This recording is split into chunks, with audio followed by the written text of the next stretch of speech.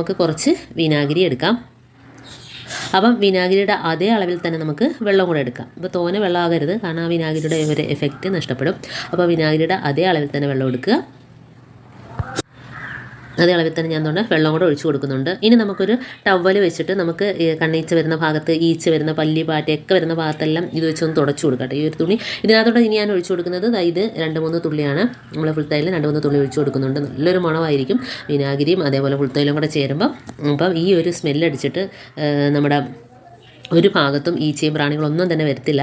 അപ്പോൾ ഈ ഒരു വെള്ളം നമുക്ക് കിച്ചൺ സീവിലൊക്കെ സിങ്കിനകത്തൊക്കെ ഒഴിച്ചു കൊടുക്കാം.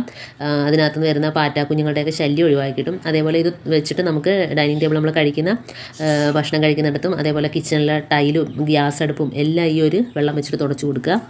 അപ്പോൾ നല്ലൊരു മണം നമ്മുടെ കിച്ചണിൽ ഉണ്ടാകും കേട്ടോ. പ്രത്യേകിച്ച് നമ്മൾ രാത്രിയൊക്കെ വൃത്തിയാക്കിയതിന് ശേഷം ഇതേപോലെ തുടച്ച് തൂത്തുമൊക്കെ ഇട്ട് ഈ ഒരു വെള്ളം വെച്ചിട്ട് തുടച്ചൊക്കെ കൊടുക്കുകയാണെങ്കിൽ നമ്മൾ രാവിലെ എണീക്കുമ്പോൾ തന്നെ നല്ലൊരു പോസിറ്റീവ് എനർജി ആയിരിക്കും, നല്ലൊരു മണമായിരിക്കും കിച്ചണിൽ കയറുമ്പം തന്നെ. അപ്പോൾ ഇതേപോലെയൊക്കെ ചെയ്ത് കൊടുക്കുക. ഇതുകൊണ്ടൊക്കെ നമ്മുടെ പാറ്റാപ്പല്ലി ശല്യമൊക്കെ ഒഴിവാക്കി കിട്ടും. വെറുതെ കെമിക്കൽ കാര്യങ്ങളൊക്കെ മേടിച്ചിട്ട് സ്പ്രേ ചെയ്യുന്നതിനേക്കാളും നമുക്ക് വീട്ടിൽ ധൈര്യമായിട്ട് വീട്ടിലെ നിസ്സാര സാധനം വെച്ചിട്ട് ചെയ്തെടുക്കാൻ പറ്റുന്ന സൂപ്പർ ഐഡിയ ആണ് ഞാൻ ഇപ്പോൾ കാണിച്ചത്.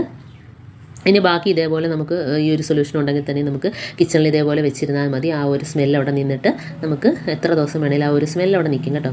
അപ്പോൾ ഇതേപോലെ വെച്ച് കൊടുക്കുക. അതേപോലെ നമ്മുടെ ബാത്റൂമിൽ വേണമെങ്കിലും വെച്ച് കൊടുക്കുക കേട്ടോ. ഇതേപോലെ കുറച്ച് വിനാഗിരിയും പുൽത്തൈലവും വെള്ളം കൂടെ ഒഴിച്ചിട്ട് ഉള്ള മിക്സ് നമുക്ക് ബാത്റൂമിൽ വേണമെങ്കിലും വെച്ച് കൊടുക്കാം.